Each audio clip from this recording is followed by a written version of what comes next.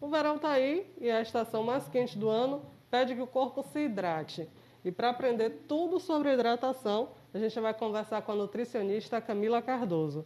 Camila, eu queria começar perguntando qual a importância da hidratação para nós, seres humanos, sobretudo no verão. Sim, com certeza. A água, ela está envolvida em todos os metabolismos, né? Então, quando você tem uma ingestão de água adequada, o seu corpo ele consegue fazer todas as funções dele de maneira efetiva, tá? Então, quando você não consome essa quantidade adequada, o corpo ele fica mais lento, você pode sentir alguns sintomas como tontura, cansaço, pode ficar com o intestino preso, tá? Então, a queixa de intestino preso, mais de 90% dos casos também envolvem a má gestão hídrica, né, que a gente chama. Então, é importante, sim, a gente estar sempre mantendo esse corpo bem hidratado para garantir as funções dele. E uma dúvida que muita gente tem é com relação à quantidade de água, né? Tem gente que fala 2 litros por dia, tem gente que já ouviu falar em 5 litros, 7 litros. Qual é a quantidade real mesmo, adequada para a pessoa ingerir durante o dia? Pronto. Existe essa recomendação geral, que é os 2 litros de água, porém é uma quantidade muito mínima.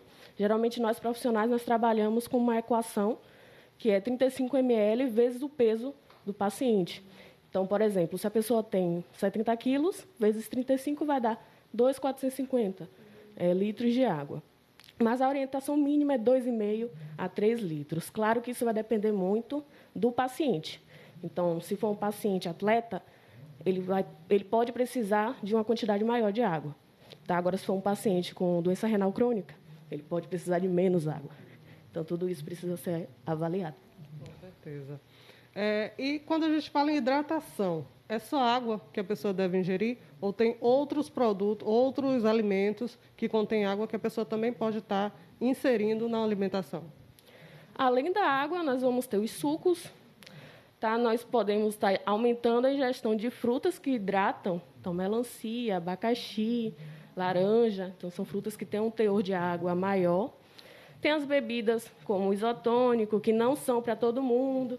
Tá? As pessoas costumam utilizar o isotônico de uma maneira muito indiscriminada. Então, ele é utilizado, na maioria das vezes, em pacientes atletas que realizam atividades de longa duração. Então, não é qualquer atividade. E também tem a água de coco, que também é uma boa fonte, uma boa forma de se hidratar sem ser necessariamente com a água.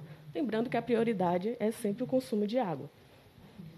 E é importante você falar que tem outros tipos, né, de líquidos que a gente pode ingerir, como os sucos. E aí tem o suco de caixinha. Você recomenda o suco de caixinha para as pessoas tomarem ou é melhor evitar e optar por um suco natural?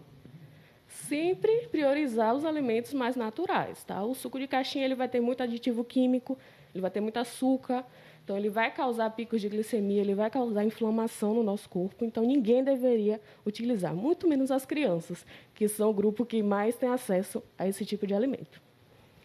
E os refrigerantes? Muita gente, né? Você falou de criança, criança que ama refrigerante. Refrigerante também serve como uma bebida que vai hidratar? Ele vai ter água, mas assim como o suco de caixinha, também é um produto ultraprocessado, então ele deve ser evitado sempre. Ele vai ser rico em açúcares, vai ter muito aditivo químico, então vai causar reações que não são interessantes para o nosso organismo. Mesmo aqueles que dizem que são zero açúcar, né? Com certeza, porque apesar dele ser zero açúcar, ele não vai ter nenhum nutriente. Então ele continua sendo um produto pobre. Então, ele não deve ser nunca priorizado na nossa alimentação. E esse zero açúcar, geralmente, ele é substituído por outro tipo de adoçante, como a maltodextrina. Agora a gente vai falar sobre o treino, né? Muita gente aqui em Camaçari, eu vejo que muita gente pratica esporte, muita gente faz academia, corrida, bicicleta. E durante o treino, seja ele qual for, é interessante também você se manter hidratado ou como é? Com certeza. Como eu falei no início, você manter uma boa hidratação, você consegue manter as funções do seu corpo em funcionamento pleno. Então, você precisa estar no meio da atividade sempre se hidratando para conseguir realizar o exercício de maneira efetiva. Claro que tem alguns exercícios que exigem uma hidratação extra. Por exemplo, os treinos de endurance, que a gente chama, que é corrida, triatlo, pedal. Então, a partir de 1 hora, a gente precisa estar sempre aumentando a quantidade de água. Tá? Então, essa variação, essa quantidade depende, mas varia entre 200 e 400 ml. Eu até achei que era mais. Não, aí isso vai ser por tempo. Por exemplo, a partir da 1ª hora, a cada 20, 30 minutos, ou então a cada distância, depende muito do profissional, aí tem esse incremento de 200, 400 ml de acordo com o peso do paciente. E agora aquele assunto que a gente, né, no verão, não pode deixar de falar, que são as bebidas alcoólicas. O verão pede aquela cervejinha gelada, aquela caipirinha, né, aquele drink gostoso. Mas, infelizmente, essas bebidas não servem para hidratar, né, Camila? Com certeza não. O álcool, ele ao invés de ajudar na hidratação, ele vai ajudar a desidratar, porque vai estimular mais a bexiga, vai causar retenção de líquidos. Então, ele causa muitas reações adversas no nosso organismo. Depois, para conseguir reidratar, é muito mais difícil. Então, o álcool ele deve ficar sempre de lado nessa questão de hidratação. Mas para quem não abre mão de tomar aquela cervejinha, pelo menos no fim de semana, tem alguma estratégia para equilibrar a hidratação? Beber água, além de tomar cerveja. Então, geralmente, quando as pessoas começam a beber, elas não querem comer, não querem beber água, não querem fazer nada. Então, a orientação é sempre estar bem alimentado, até para evitar os sintomas de ressaca no dia posterior, e também estar sempre bebendo água no intervalo dessas bebidas alcoólicas. Você falou da água de coco, eu queria também perguntar sobre uma outra bebida que é natural, mas que contém um nível alto de açúcar, que é o caldo de cana. O que é que você pode falar sobre o caldo de cana?